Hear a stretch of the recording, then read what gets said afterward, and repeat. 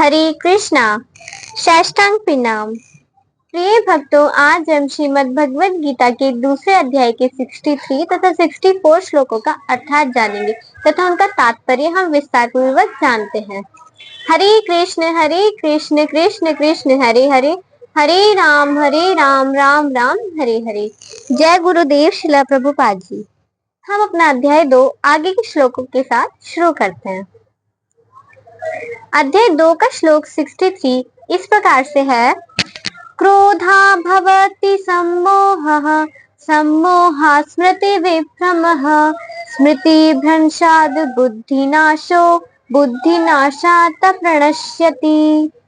63 श्लोक का अर्थात इस प्रकार से है।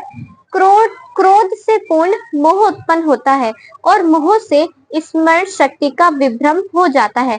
जब स्मरण शक्ति भ्रमित हो जाती है तो बुद्धि नष्ट हो जाती है। जब बुद्धि नष्ट हो जाती है तो मनुष्य भवकूप में पुनः गिर जाता है।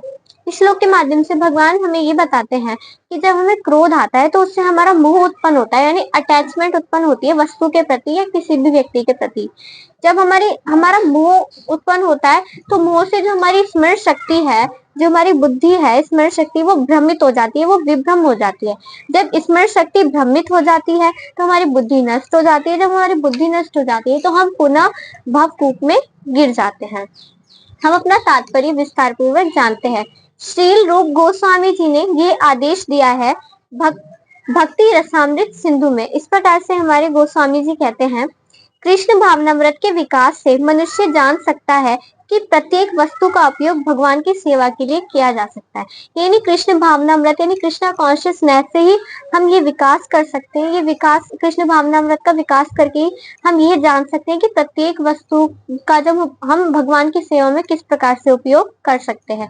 जो कृष्ण भावनामृत के ज्ञान से रहित है, यानी जो भगवान श्री कृष्ण के बारे में नहीं जानते, भगवान श्री कृष्ण के जो ज्ञान है उनसे वह रहित है, वे कृत्रिम यानी आर्टिफिशियल ढंग से जो भी भौतिक वस्तु है, जो भी भौतिक विषय है से बचने का प्रयास करते हैं। यानी वो कृत्रिम यानी आर्टिफिशियल तरीके से वो सोचते हैं कि हम इन भौतिक विषयों से बच जाएंगे, परंतु वो अपने भौतिक विषयों से बच नहीं पाते, वो असफल हो जाते हैं।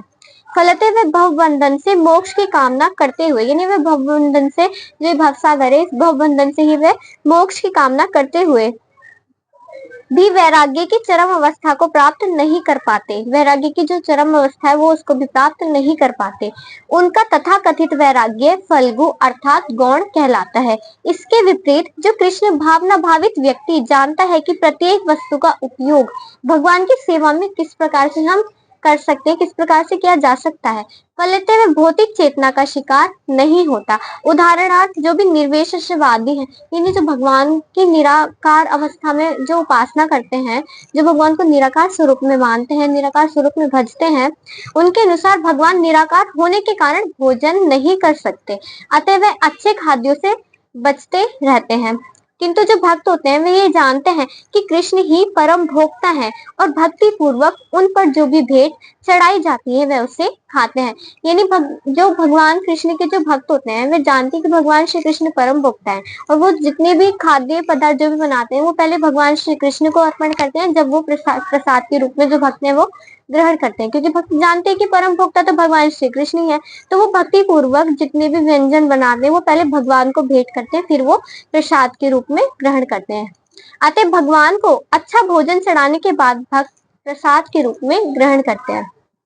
इस प्रकार हर वस्तु प्राणवान हो जाती है और अधः पतन का कोई भी संकट नहीं रह जाता। इस प्रकार हम हर वस्तु को भगवान को अर्पण करके हम जितने भी भक्त हैं वो ग्रहण करते हैं, जबकि जो अभक्त हैं वे इसे पदार्थ के रूप में तिरस्कार कर देते हैं। अतः निर्विशेषवादी अपने कृत्रिम त्याग के कारण जीवन का भोग नहीं कर पाते और यही कारण है कि वे मन के थोड़े से विचलन से वह भवकूप में पुनः गिर जाते हैं। कहा जाता है कि मुक्ति के स्तर तक पहुंचे जाने पर भी ऐसा जो जीव है वह नीचे गिर जाता है, क्योंकि उसे भक्ति का कोई भी आश्रय नहीं मिलता है। यानी जो जीव निराकार स्वरूप में बचता है उसकी कई बार संभावना रहती है कि वह भवकूप में पुनः आ गिरे, क्योंकि उसके पास किसी प्रकार का कोई शेल्टर, कोई आश्रय नहीं रहता। परंतु जो भक्त हैं जिनके पास आश्रय है भगवान का, भगवान के नाम का, भगवान के धाम का, उनकी भवकूप में पुनः गिरने की जो स्थिति है वो नहीं रहती। इस प्रकार से हमारा श्लोक 63 तात्पर्य तथा विस्तार पूर्वक हमने पूरा किया। अब हम 64 श्लोक का स्वर से उच्चारण करते हैं तथा उनका तात्पर्य व अर्थात हम विस्तार पूर्वक जानते हैं। राग द्वेष विमुक्तेस्तु विषयानिन्द्रियैश्चरन् आत्मवश्ये विधेर्यात्मा प्रसाद मदि गच्छति। 64 श्लोक का अर्थात इस प्रकार से है, किंतु समस्त राग तथा द्वेष से मुक्त एवं अपनी इंद्रियों को संयम द्वारा वश में करने में समर्थ व्यक्ति भगवान की पूर्ण कृपा प्राप्त कर सकता है। यानी जो व्यक्ति राग यानी अटैचमेंट यानी जैसे किसी से ज्यादा लगाव रखना या राग कहते हैं अटैचमेंट रखना किसी व्यक्ति से या किसी वस्तु के प्रति जब हम राग रखते हैं, द्वेष या कुछ नफरत टाइप जैसे नफरत रखना या गुस्सा आना किसी के बारे में भी सोचते हुए, तो वो द्वेष हो गया। तो जो समस्त राग तथा द्वेषों से मुक्त है, यानी जिसमें ना कोई किसी भी प्रकार का किसी के प्रति राग ना ही द्वेष है, और वह अपनी इंद्रियों को संयम द्वारा यानी अपनी जो सेंसेस हैं उनको संयम करता है, वो संयम से रखता है, संयमित कंट्रोल में रखता है, वश में रखता है, तो वश में करने में समर्थ व्यक्ति भगवान की पूर्ण कृपा प्राप्त कर पाता है। यानी जो व्यक्ति समस्त प्रकार के राग तथा द्वेष से मुक्त है और जो अपनी इंद्रियों को संयमित करके वश में रखता है, वह भगवान की कृपा पाने का भगवान की कृपा पूर्ण रूप से प्राप्त कर सकता है। हम तात्पर्य विस्तार पूर्वक जानते हैं। ये पहले भी बताया जा चुका है कि कृत्रिम विधि से इंद्रियों का बाहरी रूप से नियंत्रण किया जा सकता है।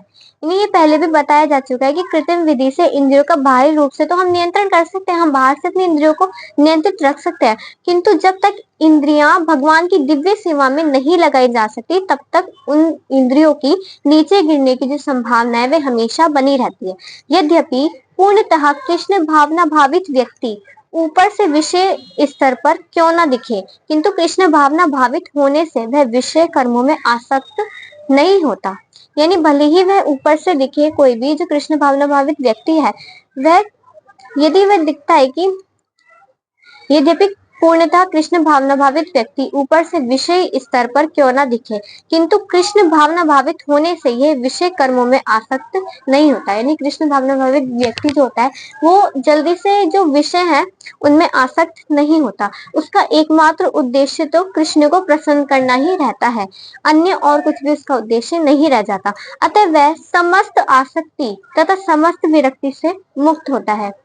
कृष्ण की इच्छा होने पर भक्त सामान्यतः अवांछित कार्य भी कर सकता है, किंतु यदि कृष्ण की इच्छा नहीं हो तो वह उस कार्य को भी नहीं करेगा जिसे वह सामान्य रूप से अपने लिए करता हो। अतः कर्म करना या ना करना ये उसके वश में रहता है, क्योंकि केवल कृष्ण के निर्देश के अनुसार ही वह कार्य करता है।